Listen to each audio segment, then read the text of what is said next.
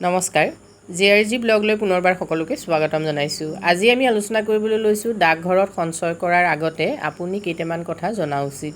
বিশেষকৈ পোষ্ট অফিচৰ কিছুমান ৰুল যদি আপুনি নাজানে তেতিয়াহ'লে ডাকঘৰত সঞ্চয় কৰাৰ পাছতো আপুনি লোকচানৰ সন্মুখীন হ'ব পাৰে। এতিয়া ডাকঘৰত সঞ্চয় কৰিবলৈ যাওঁতে আপুনি কি কথাত বিশেষকৈ গুৰুত্ব দিব পাৰে আৰু কি পদ্ধতিৰে সঞ্চয় কৰিলে আপুনি অধিক লাভৱান্বিত হ'ব সেই সম্পৰ্কে আজি ভিডিঅ'টোত আমি আলোচনা কৰিম।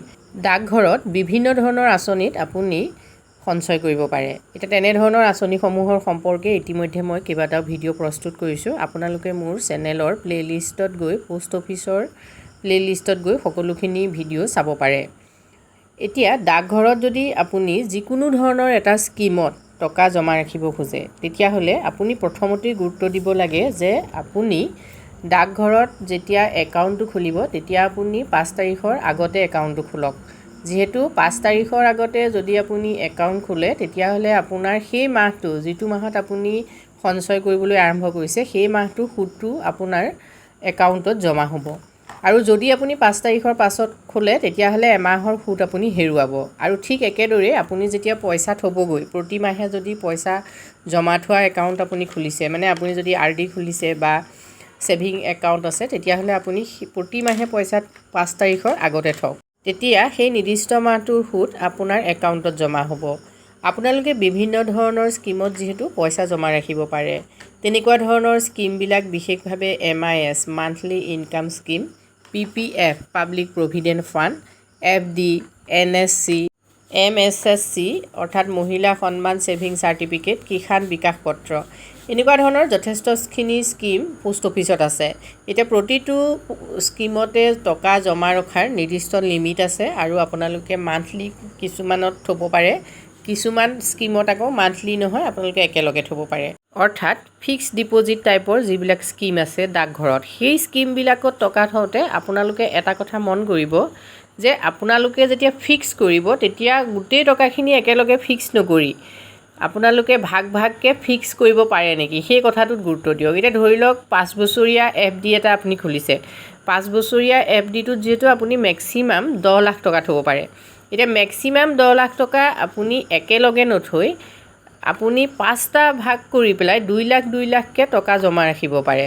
এতিয়া এনে কিয় কৰিব সেইটো নিশ্চয় আপোনালোকৰ মনলৈ আহিছে যে 10 লাখ টকা আমি যদি একেলগে ফিক্স কৰি থ'ব পাৰোঁ তেতিয়াহ'লে আমি যিখিনি প্ৰফিট পাম 2 লাখকৈ 5টা যদি আমি ডিপ'জিট কৰোঁ তেতিয়া প্ৰফিট বেছি পাম নেকি?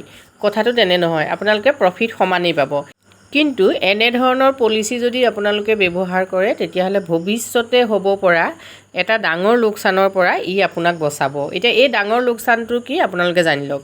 এতিয়া চাওক যিহেতু আপুনি 10 বছৰৰ কাৰণে টকা জমা ৰাখিব বা 5 বছৰৰ কাৰণে টকা জমা ৰাখিব। এতিয়া এই 5 বছৰত আপোনাৰ যদি কিবা এটা জৰুৰী কামৰ বাবে টকাৰ প্ৰয়োজন হয়, ধৰি লওক আপোনাক 2 লাখ টকাৰ প্ৰয়োজন হ'ল আৰু যিকোনো প্ৰকাৰে আপুনি সেই 2 লাখ টকা ডাকঘৰত থোৱা সঞ্চয়ৰ পৰা নানিলে নহয়। এতিয়া আপোনাৰ যদি ফিক্সড ডিপ'জিট কৰা এবছৰৰ পৰা 3 বছৰৰ ভিতৰত হ'ল তেতিয়াহ'লে আপোনালোকে কি কৰিব পাৰে তাৰ 40% তাৰ এটা অংশ আপোনালোকে উলিয়াই আনিব পাৰে। এতিয়া সেই পইচাটো যদি আপুনি উলিয়াই আনে তেতিয়া আপোনাৰ 2% যিহেতু তাত পেনাল্টি লাগিব আৰু যদি আপুনি 3 বছৰৰ পৰা 5 বছৰৰ ভিতৰত উলিয়াই তেতিয়াও আপোনালোকৰ 1% পেনাল্টি লাগিব। অৰ্থাৎ আপুনি এটা ফাইন ভৰিব লাগিব। যদি আপুনি 10 লাখ টকা একেলগে থৈছে আৰু মাজতে যদি আপুনি কিবা এটা কাৰণে প্ৰিমেচিয়ৰ আপুনি একাউণ্টটো ক্ল'জ কৰিবলগীয়া হৈছে বা আপুনি 50% টকা উলিওৱাৰ চিন্তা কৰিবলগীয়া হৈছে তেতিয়াহ'লে যেতিয়া আপুনি টকাটো উলিয়াই আনিব তেতিয়া যিহেতু আপুনি ফাইন ভৰিব লাগিব। এতিয়া 10 লাখ টকাৰ ফাইনটো আৰু আপুনি যদি 2 লাখকৈ থয় 2 লাখ টকাৰ ফাইনটো নিশ্চয় কম হ'ব।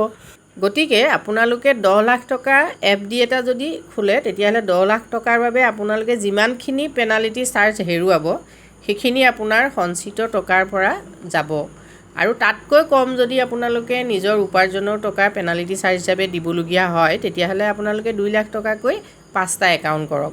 গতিকে এনেকুৱা ধৰণৰ যিবিলাক ৰুল আছে সেই ৰুলবিলাকৰ কথা আপোনালোকে মনত ৰাখি আপোনালোকে FDবোৰ খুলিব পাৰে বা তেনেকুৱা ধৰণৰ বিভিন্ন যিহেতু স্কিম আছে আমি জানো তেনেকুৱা ধৰণৰ বিভিন্ন স্কিমত আপোনালোকে টকা থ'ব পাৰে। ঠিক একেদৰে এতিয়া নতুনকৈ যিটো MSSC যিটো স্কিম ওলাইছে, অৰ্থাৎ মহিলা সন্মান ছেভিং চাৰ্টিফিকেট যিটো স্কিম, এই স্কিমত আপোনালোকে 2 লাখ টকা জমা ৰাখিব পাৰে।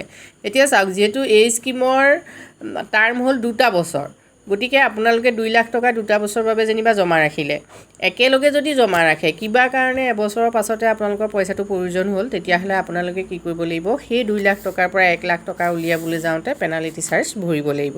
গতিকে এই 2 লাখ টকাটো আপোনালোকে 50,000 50,000 50,000 50,000কৈ 4টা আপোনালোকে MSS একাউণ্ট কৰক, আৰু 4টা একাউণ্ট কৰি আপোনালোকে 4 প্ৰকাৰে থৈ দিয়ক। আপোনালোকৰ লাভ একেই হ'ব, 32,000 টকাই আপোনালোকে লাভ পাব 2টা বছৰত, যিটো টকা আপোনালোকৰ 2 লাখেই জমা হ'ব।